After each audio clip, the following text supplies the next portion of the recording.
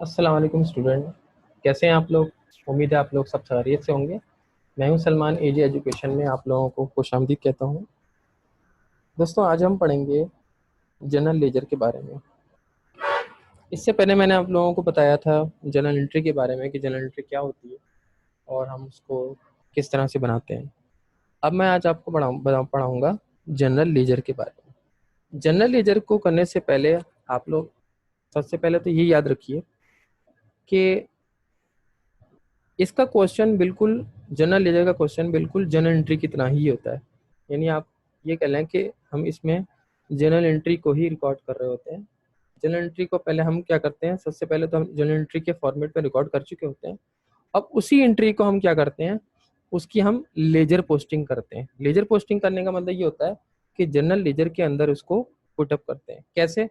देखिए, सबसे पहले आपके सामने जैसे ही क्वेश्चन है जनरल लेजर का, इसमें हम क्या करेंगे, इसकी पहले ट्रांजैक्शन को रिकॉर्ड करेंगे। और ट्रांजैक्शन को रिकॉर्ड करने का मैंने बताया था कि ट्रांजैक्शन को रिकॉर्ड करने का मतलब ये है कि हम इसको जनरल एंट्री के फॉर्मेट में इसकी एंट्रीज बनाएंगे, एक डेबिट साइड पे और एक क्रेडिट साइड पे। तो देखें सॉल्यूशन इसका किस तरह से है जनरल एंट्री का।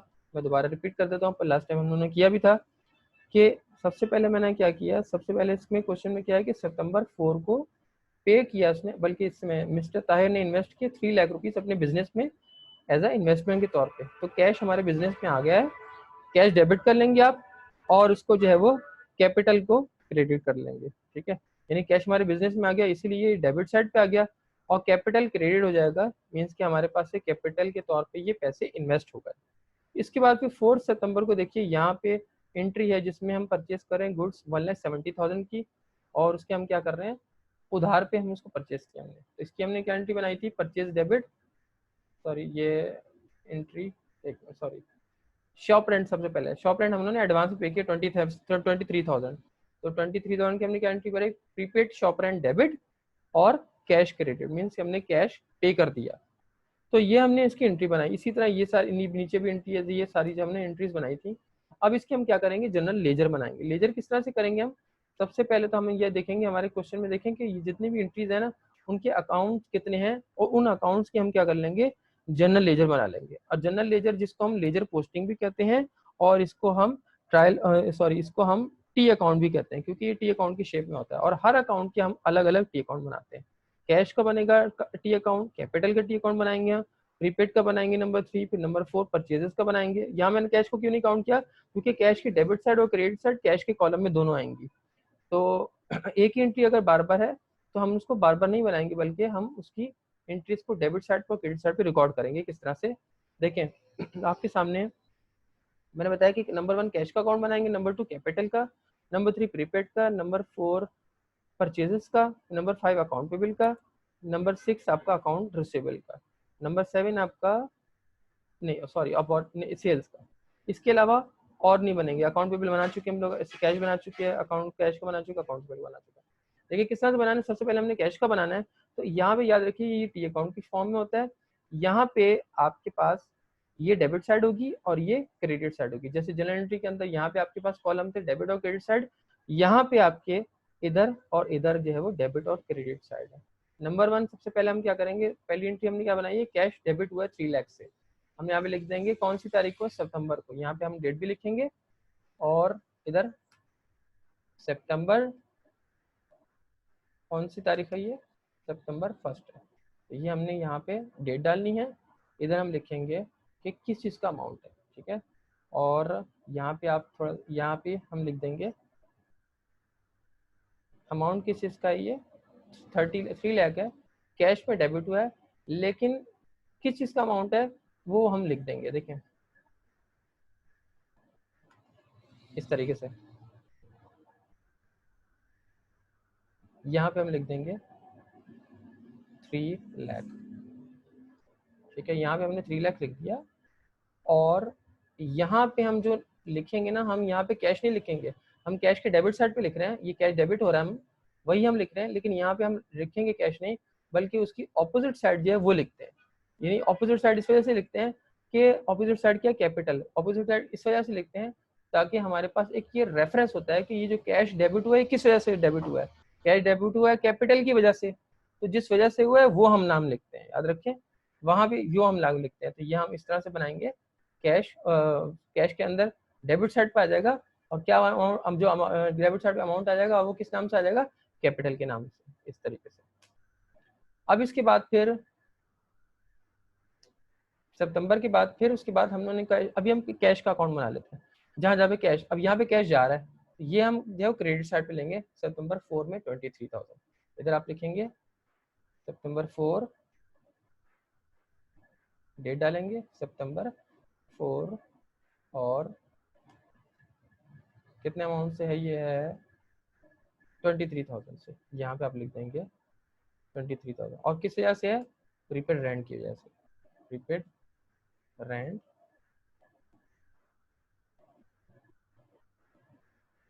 23,000, ठीक है। इसके बाद फिर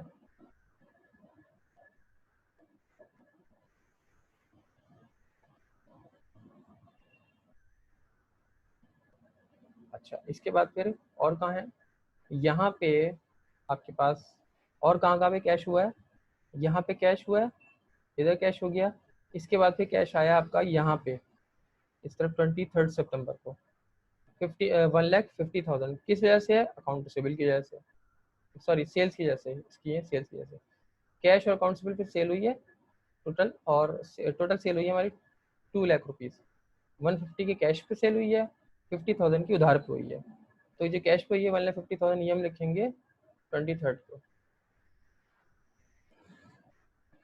23 को यहाँ पे लिखेंगे हम 23 सितंबर,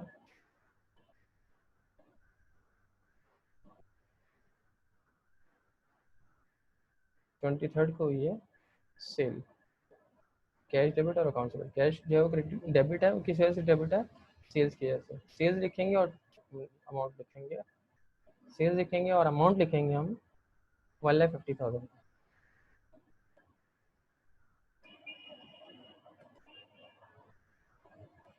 यहाँ पे कितनी है 1,50,000, कैश सेल जो हमारी 1,50,000 की है, तो हम यहाँ पे लिखेंगे 1,50,000, ठीक है। इसके बाद फिर 23 के बाद फिर हमने डेट आगे पीछे हो गई है, नहीं बिल्कुल सही है, 85,000 की हम लोगों ने सेल की है, सॉरी अकाउंट पेबल पेमेंट की है, तो कैश यहाँ पे जा रहा है 85,000, 25 को जा रहा है, हम यहाँ पे लिखेंगे 25 को सितंबर 25, कितने अमाउंट से है, सितंबर 25 को है 85,000 से, अकाउंट पेबल, अकाउंट पेबल 35,000, इसके बाद फिर सॉरी 85,000, इसके बाद फिर डेबिट भी हो रहा है 85,000, इसके बाद फिर आपके पास ये कैश आया है 20,000 का, अकाउंट सेबल की वजह से, यहाँ पे हम लिखेंगे 30 को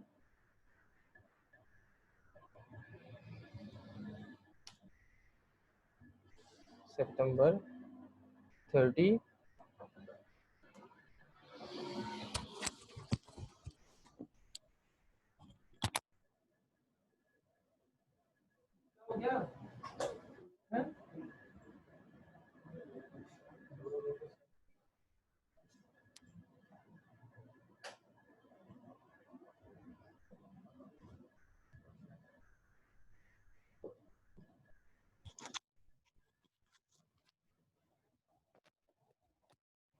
इसके बाद फिर 30 को क्या किया हमने, कैश डेबिट किया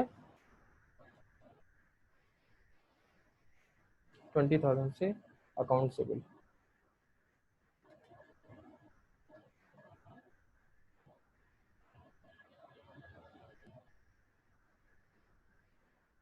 ठीक है। इस तरह से हम इसको बनाएंगे, देखिए सारी हमने जितनी भी कैश की एंट्रीज थी वो हमने लिख ली, ठीक है। अब हम क्या करेंगे, यहाँ पे इसको इनको हम टोटल करेंगे, ठीक है। टोटल आपने किस तरह से करना है, यहाँ पे आपने लाइनें ड्रॉ करनी है, इधर जाके शेप्स में जाके हम उसकी वो ले लेते हैं,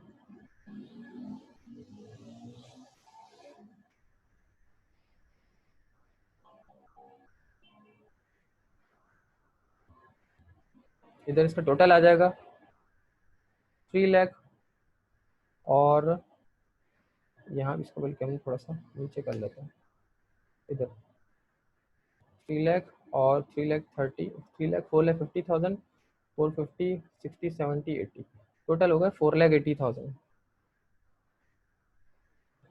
अच्छा, एक चीज़ याद रखें कि यहाँ पे हम क्या करते हैं, बड़ी चीज़ का बड़ा टोटल जो हम दोनों तरफ लिखते हैं, ठीक है, इस तरफ देखें।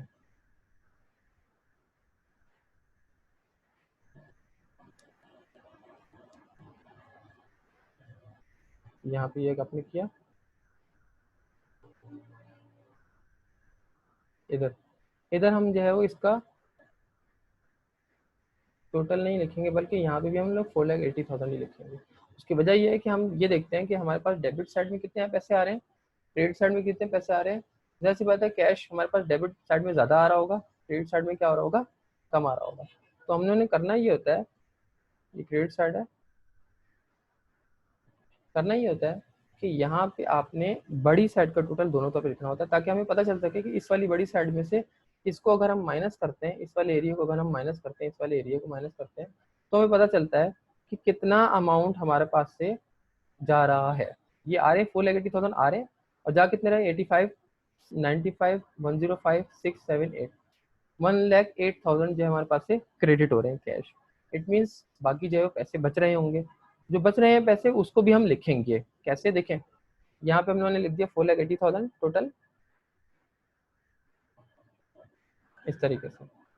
अब हम क्या करेंगे, यहाँ पे इस तरफ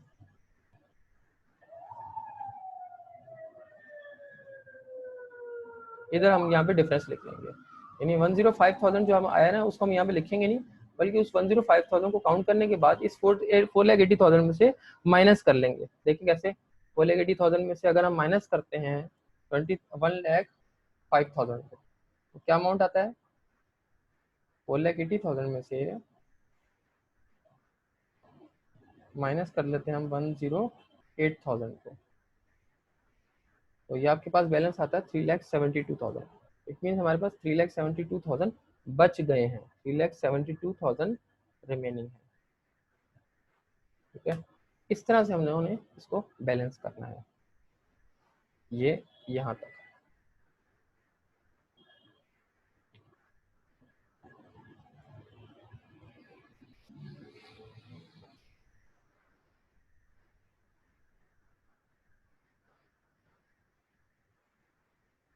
इसी तरह यहाँ पे भी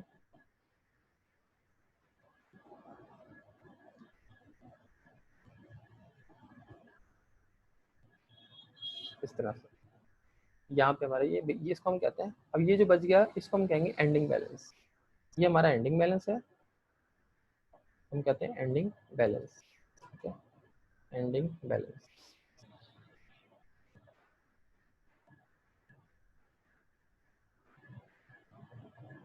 सॉरी, एंडिंग बैलेंस के बजाय हम इसको यहाँ पे सी डी भी लिख सकते हैं, C/D। सी डी का मतलब होता है कैरिड डाउन, ठीक है। कैरिड डाउन मीन्स के बच जाने वाला अमाउंट 3,72,000, और इसी अमाउंट को हम यहाँ पे इस साइड पे यहाँ पे नीचे की तरफ लिखते हैं। यहाँ पे हम लिखेंगे इसको ब्रॉड डाउन, यानी लाया गया अमाउंट, ब्रॉड और ये डाउन, ठीक है। और ये अमाउंट हमारा आ रहा है यही 3,72,000 से ही लिखेंगे, 3,72,000 इस तरीके से। यहाँ याद रहे जो लाइनें होती हैं ये दो आती हैं,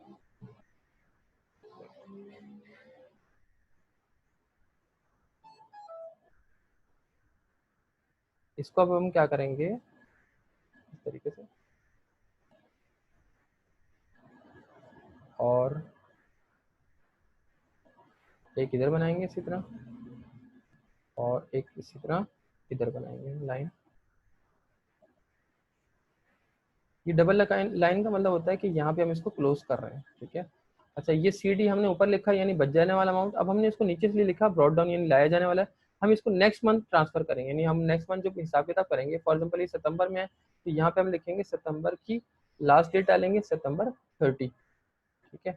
30 सितंबर हम लिख देंगे, 30 सितंबर।